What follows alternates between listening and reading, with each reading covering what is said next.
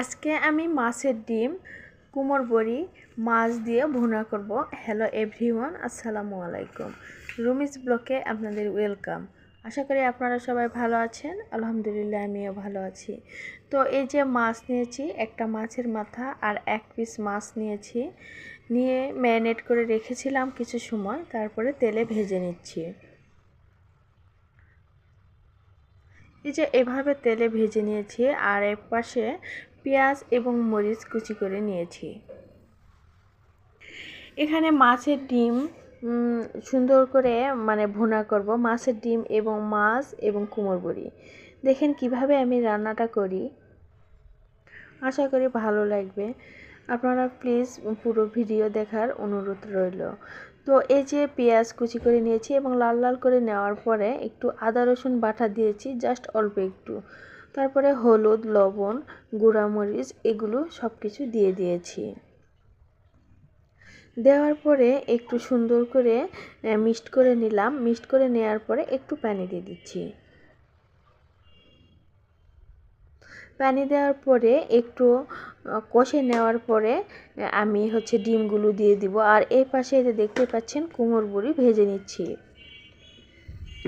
এই যে এভাবে একটু নেড়ে চেড়ে কষায় নিচ্ছি, আর মাছের ডিমগুলো এখানে দিয়ে দিব। এই যে মাছের ডিমগুলো দিয়ে দিচ্ছি, দিয়ে দেওয়ার পরে এভাবে মিক্সড করে নিচ্ছি। এই যে মিক্সড করে নিচ্ছি, তারপরে একটু পানি দিয়ে দেব। বিশেষ করে একটু বেশি পানি দিয়ে দিব, কারণ মাছের ডিম, মাছ, কুমড়ো বড়ি সবগুলো এর মধ্যে দিয়ে দিব। এই যে দেখেন বলক উঠেছে। এখন এই ভেজে রাখা মাছগুলো দিয়ে দিচ্ছি, তারপরে কুমড়ো বড়িগুলোও দিয়ে দেব। এই যে এখানে সবগুলো দিয়ে দিলাম, তারপরে এখন ঢেকে দিব।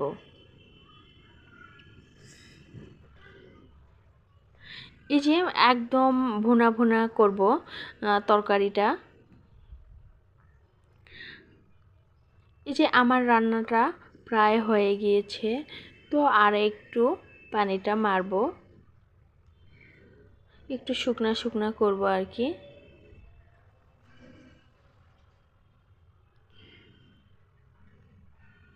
তো এই যে আমার রান্নাটা কেমন হয়েছে দেখেন।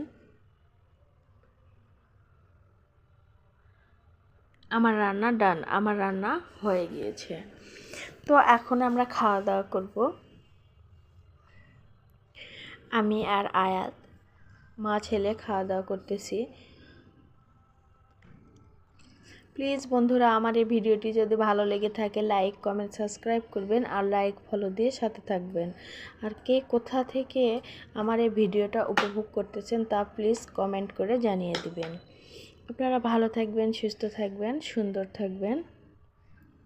আসসালামু আলাইকুম।